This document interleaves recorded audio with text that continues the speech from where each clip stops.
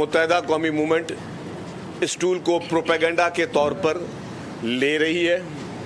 Again वो जिस एक मुहिम पे लगे हुए हैं, क्योंकि जब ये अफसोसनाक वाक़या हुआ तो हर आंख अशकबार थी। पूरे पाकिस्तान की बात बता रहा हूँ और दुनिया भर में जहाँ जहाँ भी ये बात खबरें पहुँची, हर एक शख्स को अफसोस हुआ इस चीज़ पे। लेकिन उसके बाद जो रवैया चंद जमातों का रहा है, और वो रवैया नेगेटिव पॉलिटिक्स का रहा है कि एक तरफ आग अभी बुझी नहीं है, एक तरफ अभी डेड बॉडीज निकाली नहीं गई थी। तब से आ रहा था कि जी 18वीं तरमीम को ख़त्म कर दो, तब से आ रहा था जी कि कराची को वफाक के हवाले कर लो। एमक्यूएम के किसी रुकन से सिक्योरिटी वापस नहीं ली गई, ये लोग प्रोपेगेंडा कर रहे हैं। वजीर इत्तलात सिंध शर्जील इनाम मेमन ने एमक्यूएम के दावे को मुस्तरद कर दिया। कहा, सानिहा गुल प्लाजा पर कुछ जमातों का रवैया मनफी रहा, आग लगी हुई थी और ये कह रहे थे कि 18वीं तरमीम को ख़त्म कर दो।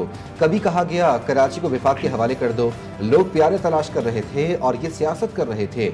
एमक्यूएम की सियासत मुर्दा और दफन हो चुकी है। हाफिज नईम की बात एक कान से सुने और दूसरे से निकाल दें।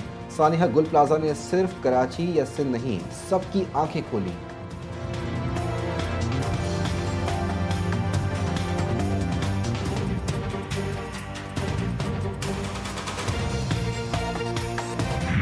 एमक्यूएम को धमकाने के लिए, डराने के लिए उनकी सिक्योरिटी वापस ले ली गई है। सिक्योरिटी वापस ले ले, मेरा ख्याल एमक्यूएम की लीडरशिप अपने अवाम के साथ खड़ी है। हमें इससे कोई घबराने वाले लोग नहीं है।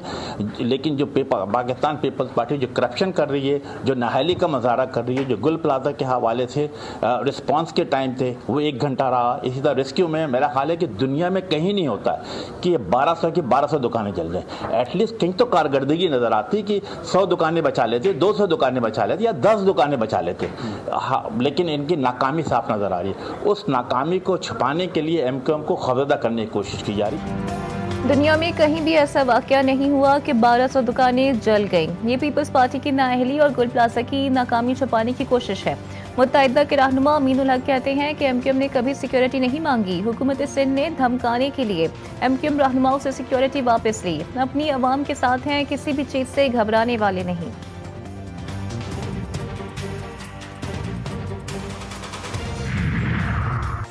एमक्यूएम पाकिस्तान को सानिहा गुल प्लाजा पर तनकीद महंगी पड़ गई। मुत्तहिदा के अहम वज़रा, अरकान असम्बली और लीडरों की सिक्योरिटी अचानक वापस ले ली गई। वफाकी वजीर खालिद मकबूल सिद्दीकी, मुस्तफ़ा कमाल, अमीनुल हक, फारूक सत्तार, अनीस कायम खानी सिक्योरिटी से महरूम। सिंध असम्बली में अपोजिशन लीडर अली खुर्शीदी की भी सिक्योरिटी वापस। एमक्यूएम रहनुमाओं का सिक्योरिटी हटाए जाने पर तशवीश का इजहार। शाम 4 बजे हंगामी प्रेस कॉन्फ्रेंस बुला ली। तर्जुमान सिंध हुकूमत सादिया जावेद का रद्द-ए-अमल। कहा, एमक्यूएम पाकिस्तान के रहनुमाओं से सिक्योरिटी वापस लेने की यकीनन कुछ वजूहात होंगी। शहर में पुलिस कम है, हो सकता है इस वजह से सिक्योरिटी वापस ली गई हो।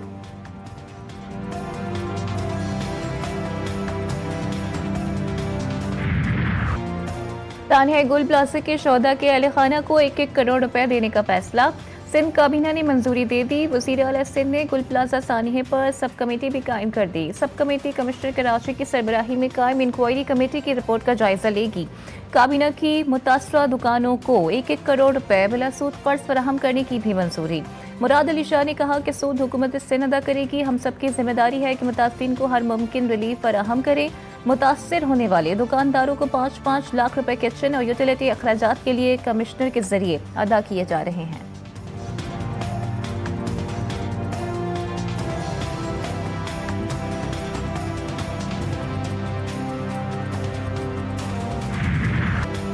कराची में आग से तबाह गुल प्लाजा में सर्च एंड रेस्क्यू ऑपरेशन मुकम्मल। लोहे की शेटमेंट लगाकर इमारत सिक्योर कर दी गई। इमारत को SBCA के हवाले कर दिया गया। जिला इंतजामिया के मुताबिक SBCA के माहिरीन डेमोलिशन के हवाले से फैसला करेंगे। सानिहे में जाबहक अफराद की तादाद 74 हो गई। DC साउथ के मुताबिक 23 लाशों की शनाख्त मुकम्मल हो चुकी। मय्यत लावाहिकीन के हवाले।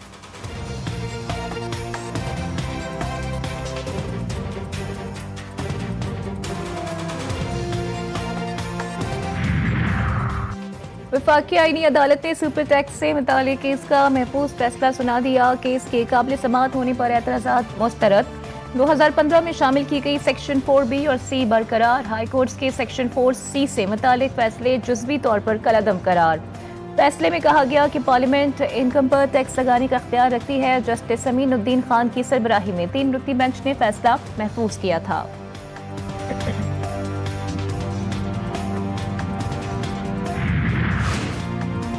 बालाई इलाकों में बर्फबारी का नया स्पेल जारी। आसमान से सफेद गालों की बरसात, हर शय बर्फ की सफेद चादर में ढक गई।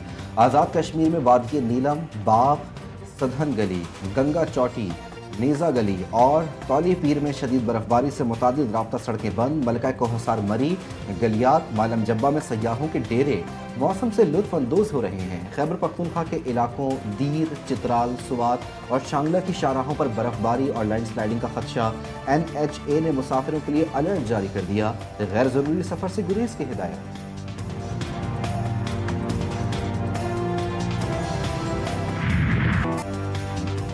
बलोचिस्तान के मैदानी इलाकों में मूसलाधार बारिश, पहाड़ी इलाकों में शदीद बर्फबारी। चमन में बारिश के बाद नदी नालों में तूफ़ानी आ गई। नशीबी इलाके ज़ेर-ए-आब, मामूलात ज़िंदगी शदीद मुतासिर। कोयटा में -4 कलात, -7 ज़ियारत, -8 रिकॉर्ड। ध्योब -1 से -8 और तुर्बत 13 डिग्री सेंटीग्रेड रिकॉर्ड। पारा नौकुंडी में -5 और चमन में -2 दर्जे हरारत रिकॉर्ड किया गया। दादू के तफरीही मकाम गोरख हिल स्टेशन पर भी मौसम सरमा की पहली बर्फबारी। दर्जे हरारत -2 तक गिर गया। कराची में भी ठंड की शिद्दत बरकरार। पारा 12 डिग्री सेंटीग्रेड रिकॉर्ड। आइंदा 24 घंटों के दौरान हवाएं चलने के साथ सर्द रात महसूस की जाएगी।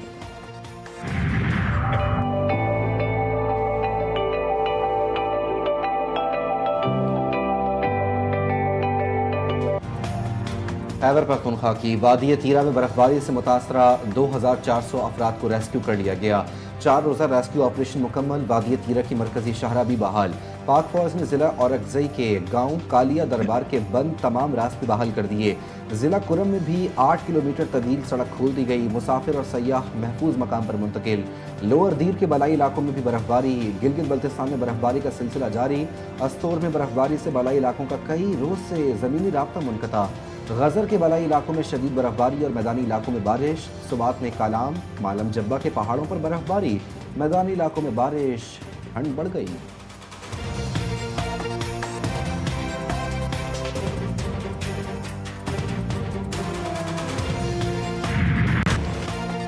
अमरीका में शदीद बर्फानी तूफान, कुछ इलाकों में दहाइयों की शदीद तरीन सर्दी।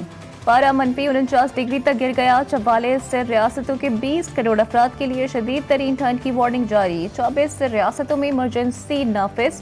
मुख्तलिफ हादसात में 25 अफराद हलाक, 10 लाख अफराद बिजली से महरूम, 17,000 से जायद परवाजें मनसूख। अमरीका को 100 अरब डॉलर से जायद का नुकसान। शदीद बर्फानी तूफान ने कनाडा के सूबे ऑन्टारियो के बड़े हिस्से को भी अपनी लपेट में ले लिया। गुज़िश्ता रात 1 फुट से जायद बर्फबारी रिकॉर्ड। गाड़ियां बर्फ से ढक गईं। 900 परवाजें मनसूख। हजारों सारिफीन बिजली से महरूम। बर्फबारी से मुतासर इलाकों में बस सर्विस मुअत्तल, तालीमी इदारे भी बंद।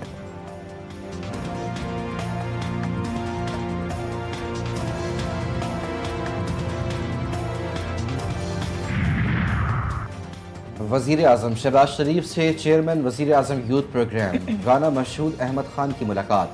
वज़ीर आज़म को यूथ प्रोग्राम और बिलखुसूस लैपटॉप स्कीम से मुताल्लिका उमूर पर ब्रीफ किया। वज़ीर आज़म का नौजवानों की फलाह बहबूद के लिए जारी इक़दाम पर इज़हार इत्मीनान। कहा, नौजवानों की तालीमी काबिलियत को बढ़ाने के लिए मौसर इक़दाम हुकूमत की अव्वलीन तरजीह है।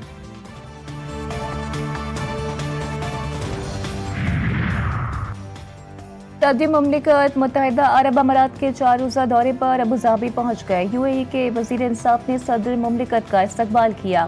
सदर मुत्तहिदा अरब अमारात की क़यादत से 2 तरफ़ा ताल्लुकात के तमाम पहलुओं का जायज़ा लेंगे। मुलाकातों में तिजारत, इक़्तिसादी शराकत दारी, दिफ़ा, सलामती और अवामी रवाबित के फ़रोग़ पर तबादला ख़याल होगा।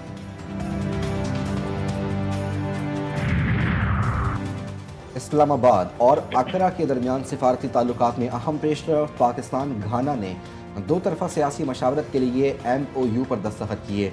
दोनों ममालिक के दरमियान ताउन बढ़ाने पर इत्तेफाक। दिफा, तिजारत, तालीम और IT में ताउन को फ़रोग़ देने का अज़्म। तर्जुमान दफ्तर ख़ारजा के मुताबिक पाकिस्तान घाना ताल्लुकात को इदारा जाती बुनियादों पर मजबूत बनाने का फ़ैसला किया गया। आइंदा साल 2 तरफ़ा सियासी मशावरत इस्लामाबाद में होगी।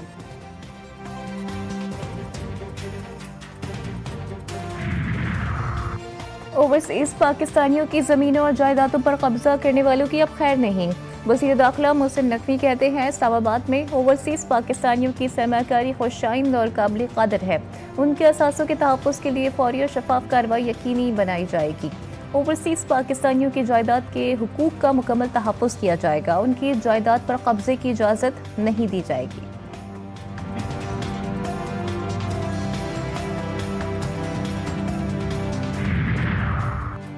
कानून ताकत के आगे झुका तो दुनिया अदम इस्तेहकाम की लपेट में आ जाएगी। एकतरफा इक़दामात ने रियासतों के आलमी कवानीन पर एतमाद को शदीद मजरूह किया है। अक़वाम मुत्तहिदा में पाकिस्तान के मुस्तकिल मंदूब आसिम इफ्तिखार का सलामती कौंसिल के मुबाहिसे से खिताब। कहा, कानून की हुक्मरानी अमन, इंसाफ और इज्तिमाई सलामती के लिए नागुज़ीर है। ताहम आज बैनुल अक़वामी कानून के एहतराम को कड़ी आजमाइश का सामना है। जनूबी एशिया में अदम इस्तेहकाम की बुनियादी वजह भारत का कश्मीर पर गैर कानूनी कब्जा है। और वर्ल्ड कप का बॉयकॉट क्यों किया? आईसीसी ने बांग्लादेश के सहाफ़ियों की एक्रीडेशन मनसूख कर दी। 130 से ज़्यादा बांग्लादेशी सहाफ़ियों ने एक्रीडेशन की दरख्वास्त दी थी।